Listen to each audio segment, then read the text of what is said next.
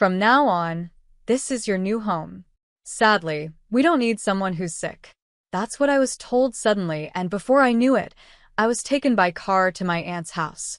It was then that I learned my father decided he wouldn't pay for my medical expenses because he wanted to use the money for my sister's study abroad. I was in shock and couldn't say anything, but my aunt welcomed me warmly. She said, "Maria, won't you become my child?" And from that day, I started a new life as her and my uncle's child. Now, 12 years have passed. My name is Maria, and I have two sets of parents. One I don't like, but the other I respect and love. You might wonder why I have two sets of parents. It's because my illness created problems in my family. Since I was little, I've had seizures that nobody could explain, and I needed constant care. Medicine helped some, but stress and tiredness made the seizures worse, so my parents always told me not to do any physical activity. In school, I watched from the sidelines during gym class and couldn't play with my friends like everyone else. On the other hand, my younger sister Evelyn, who's 5 years younger than me, was full of energy and talent. Our parents had high hopes for her, especially in football. She joined a well-known mini-football club in elementary school, and her skills grew fast. Later, she joined a famous sports club, and she was always one of the top players, even leading the team during practice and games. Watching her made me feel proud, but also a bit jealous. During this time, my parents started treating Evelyn and me very differently. Evelyn got healthy, homemade meals, but I mostly got simple food like bread and instant soup, and sometimes I ate her leftovers. She wore nice, fashionable clothes, while I was given hand-me-downs. For birthdays, Christmas, and school achievements, Evelyn was celebrated, but I was often overlooked. This unfair treatment became a part of my daily life. My sweet sister, always happy, would ask me, "Big sister, won't you play football with me?" She'd hold the ball, her eyes shining. But I always had to say, "Sorry, I can't do intense exercise." I answered reluctantly. Evelyn looked up at the sky, thinking, then suddenly smiled and said, "We can at least pass the ball, right?" She held out the football to me. I thought I could handle just passing the ball, but my parents disagreed. My mom, especially, was very strict. Just as I was about to take the ball, she pushed my hand away and yelled, "Maria, you never know when you might have a seizure, so don't do anything." Evelyn froze in place, startled by her shouting. The ball fell to the ground and slowly rolled away. My mom picked it up, smiled at Evelyn, and said, "Evelyn, let's practice passing together." She glanced at me before walking away with Evelyn, talking kindly to her. After they left, I felt really sad and frustrated, and I cried alone. One event I can't forget happened when I was in my first year of middle school, and Evelyn was in 3rd grade. It was a spring day, and I wasn't feeling well, so I stayed in bed. My parents left to attend Evelyn's important football game, leaving me alone at home. I knew that when I wasn't feeling well, I was more likely to have a seizure, and being alone made me anxious. The stress built up, and by noon, I had a severe seizure. Realizing the danger, I called an ambulance. When I woke up, I was lying in a hospital bed. A nurse came to check on me and smiled, saying, "You're in the hospital. Do you understand?" I nodded, looking around the room, but my family wasn't there. "Has my family come to visit?" I asked. The nurse replied, "Your family is scheduled to come tomorrow morning. You'll be alone tonight." This confirmed that my parents and sister hadn't returned from the football trip yet. I thought to myself, even after being taken by ambulance, no one is worried about me. It's like I'm not even part of the family, just a burden. Tears filled my eyes, and I covered my head with a blanket, crying quietly. After that incident, my parents, facing criticism from the neighbors, started leaving me at my aunt's house more often. My dad's sister is my aunt. She and my uncle work at a game development company, and since they didn't have kids, they always enjoyed having me over. "It's fun having Maria around. It feels like we have our own child," my aunt would say. They both loved games and often taught me about their favorites, so I always looked forward to visiting them. One of the games they made together was set in a fantasy world and was so fun that I could play it for hours. At their house, I ate the same delicious meals they did. My aunt was an amazing cook, and I often asked for seconds. She'd also say, I've always wanted to pick out children's clothes, and happily chose clothes for me. Going to their house became my safe place, where I felt loved and cared for. One day, as my first year of junior high was ending and summer vacation was near, my dad took me to my aunt's house. The car was packed with my things, and I was excited to spend the summer there. After we arrived and unloaded my stuff, my dad, in an unusually good mood, came inside. But my aunt looked worried, and I started feeling anxious. My relationship with my dad wasn't great, so I didn't ask him what was going on. As I tried to figure out the situation, my dad spread his arms and said cheerfully, Look, from now on, this is your new home. We don't need a sick person anymore. I was shocked. My dad seemed happy, even though my aunt and other relatives were angry. My parents didn't seem to care. Their minds were focused on my sister's football scholarship abroad. To pay for her studies, they decided they wouldn't cover my medical expenses anymore. No matter how hard my aunt and uncle tried to convince them otherwise, my parents didn't listen. Then my aunt firmly said, If you stop her treatment, I will take Maria in. My parents quickly agreed. That's how I found out they had given up on me. I was speechless and in shock. My aunt spoke to me gently, saying, Your dad said you wanted to leave home too, which is why I agreed. But it looks like you weren't told anything. There's still time to fix this. You should talk to your parents and sort this out. But it felt too late to fix things with my parents. I couldn't see them as family anymore. I shook my head and looked at my aunt. If it's okay with you, Auntie, I want to stay here. Maria, I promise, she said. I promise I won't be a burden. I'll help around the house, so please let me stay. I stood up slowly and begged my aunt. If I had to leave, I'd have nowhere else to go. I want to live here with you, Auntie. Please, I pleaded, my voice shaking. My aunt and uncle exchanged confused looks, and I felt anxious, my body trembling. Then, my aunt gently stroked my head and said, Maria, won't you become our child? I looked up and saw both of them smiling warmly at me. Yes, please, I replied, tears of relief streaming down my face. My aunt, with tears in her eyes, hugged me tightly, and my uncle wiped his tears as he watched over us. From that day, I became their child. Eventually, we went through a special adoption process, and I legally became their daughter. Thanks to them, I was able to participate in gym class and enjoy playing with my friends. My health improved, and I rarely worried about my illness anymore. Living with my aunt and uncle made me truly happy. Later, I started competing in trading card games, and even though there was a risk of seizures, they never stopped me. They supported me and let me focus on the competition. I developed a strong desire to repay them one day. When I entered high school, I joined the trading card club, which was well known in the competitive card game world. I was excited to grow and show my skills. In my second year, I won the national championship, beating out prestigious schools. I was so happy that I ran home to share the news with my aunt and uncle. By that time, my seizures had almost completely stopped.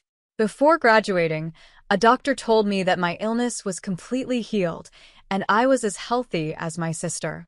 After high school, I continued competing, and my aunt and uncle always supported me, celebrating my success as if it were their own. I started achieving stable, good results, and by the time I was 22, I was recognized as one of the top players. Now, at 24, I'm known as the queen of trading cards. It has been about 12 years since my aunt and uncle took me in. I feel like it's time to give something back to them.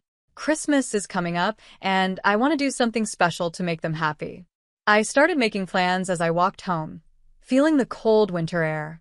I noticed some unfamiliar shoes at the entrance. I'm home. Is someone here? I asked as I walked into the house. In the living room, there was a high school girl sitting on the sofa, and my aunt greeted me. Welcome back, she said. Who is this girl? I asked without thinking. She looked familiar. Then it hit me, Evelyn? Maria? I heard her voice. She had grown so much that I didn't recognize her at first, but I could still see the traces of her younger self. When I called her name, her face twisted, and she started crying. Maria, you remembered me. I'm so glad, she said. Yes, of course. What's going on? I asked, confused. My aunt started to explain. Evelyn ran away from home, she said. What? I said, looking at my sister in surprise. Evelyn nodded, wiping her tears. Ran away? What do you mean? I asked. Evelyn's voice trembled as she said, Maria, help me. She then began to explain what had been happening at home. When our dad forced me to leave, it had been a huge shock for Evelyn. She had begged our parents, crying, I'll quit football, just let Big Sis come home. But our father scolded her harshly. What are you saying? All of this was for your football. You can't give up now. I won't let you quit. You're your mother's only child, and you need to work hard and become a great player, my mother said coldly, ignoring Evelyn's feelings. Our parents had controlled Evelyn's life, making her focus on football, even though she didn't want to. This had been happening since she was little, and it continued all the way through high school. Finally, during a career counseling session, Evelyn found the courage to say she wanted to quit football. Our parents were furious.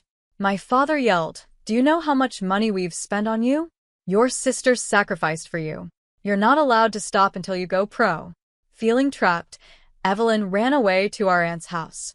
I had no idea you were going through all of this, Evelyn, I said, completely at a loss for words.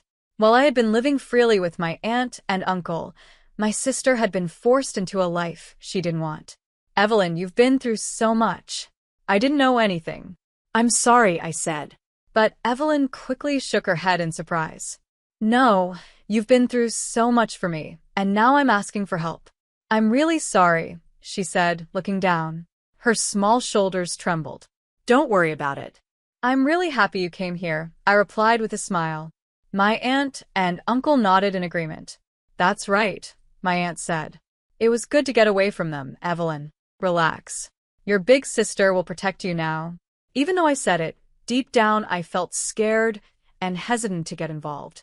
I wanted to help Evelyn, but I wasn't sure how to do it. I started making a plan. The day I decided to put my plan into action was Christmas, a cold day with a sky that looked like it might snow. After 12 years, I returned to my parents' house, gathering all my courage. I rang the doorbell. The door swung open, and my parents greeted me with, Welcome back. Oh, we've been waiting for you, my dad said. They both had overly bright smiles, which felt strange. They must have heard I was coming from my aunt. They should have known it was about Evelyn. Waiting? What are you talking about after you threw me out? I asked, feeling confused by their friendly attitude. My mom, in a sweet but fake voice, took my hand and said, Come on, it's cold. Let's go inside. No, I'm fine here. I'm busy and can't stay long, I replied quickly. Their smiles faded for a moment, but they quickly forced them back and began talking loudly in a strange way. The queen of the trading card world, huh? Your dad is so proud of you. Me too. You've won so much prize money. I've been bragging about it to everyone, my mom said. I was getting annoyed by their behavior, so I calmly responded, Why? Because a family should be together, right? My dad answered. I couldn't believe what I was hearing. How dare they say that after abandoning me? I felt angry inside, but they didn't seem to notice. They kept trying to sweet-talk me. Your mom cleaned up your room when she heard you were coming back. We hope you can relax here, they said. We even replaced the carpet in your room, so you can practice at home. Feel free to ask us for anything. As they continued talking, it became clear to me. These people weren't really interested in me. They were just using my success to show off to the neighbors. They had created a fake story about how they supported me as a top trading card player, just to boast. Sending Evelyn abroad for football wasn't about her either, it was all for appearances.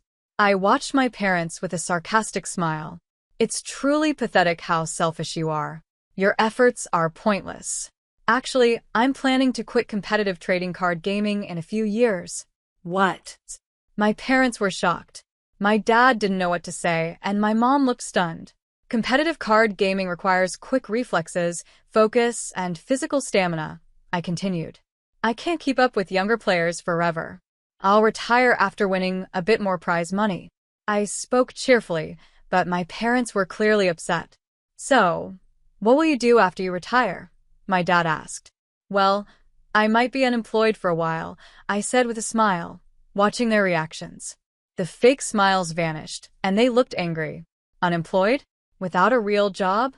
Do you know how embarrassing that would be for me at work? My dad exclaimed. Exactly. So, you can forget about me. I never planned on coming back here anyway, I replied calmly. You're so disrespectful, my dad shouted, his voice echoing in the quiet neighborhood. My mom looked around, worried about the neighbors hearing him. I came here to talk about Evelyn. She's living safely with me at our aunt's house now, I said. What? Did you kidnap her? That's unforgivable. Give her back to her mother. My mom suddenly acted like a victim. I looked her in the eye and said firmly, No, I'm not giving her back. I'll take care of my sister. What are you talking about? I'll call the police, they shouted, clearly upset. I stayed calm and responded, I've already talked to the police and reported the situation to child services. I've also consulted a lawyer. You're the ones in the wrong here. What? What are you saying? My dad asked. I've been talking to professionals to make sure Evelyn is safe. Since she's 19 now, she has the legal right to decide where she lives. She left home to escape your control, and there's no legal issue with her choosing to live with me. I stood my ground confidently, knowing I had the law on my side. Staying with you only brings us misery. My sister and I aren't tools for you to show off. Out of the corner of my eye, I noticed a neighbor stepping outside, probably hearing the argument and wanting to see what is happening. I decided to use the moment to make a point. Everyone, these people stopped my medical treatment just to send my sister abroad for football. If my aunt and uncle hadn't taken me in, I might not even be alive today. I shouted as loud as I could. Oh, wait, what are you saying? Ignoring my panicked mother, I raised my voice even more. You forced Evelyn to become a football player just for your own pride, sacrificing her childhood. Quiet down, my father's face turned red with anger, and he reached out to grab me.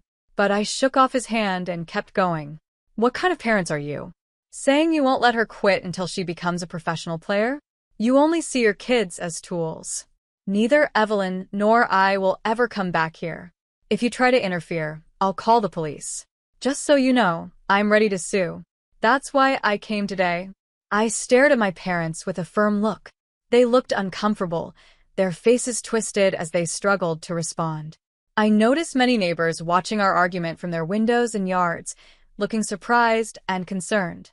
I promised myself I would never come back here again, and with that, I confidently left the house.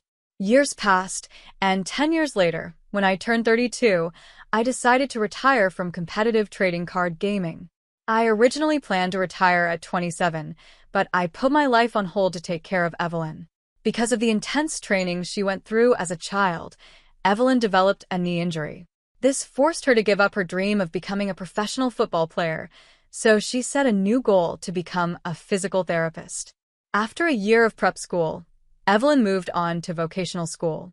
During that time, I learned just how much she had suffered under our parents. I hadn't fully realized it until she came to me for help. To make up for the past, I decided to support her education. Eventually, Evelyn graduated from vocational school and became a licensed physical therapist. Now, she's dedicated to helping athletes. Every time we meet, she cheerfully says, "One day, I'll repay you, Maria," her face full of energy and happiness.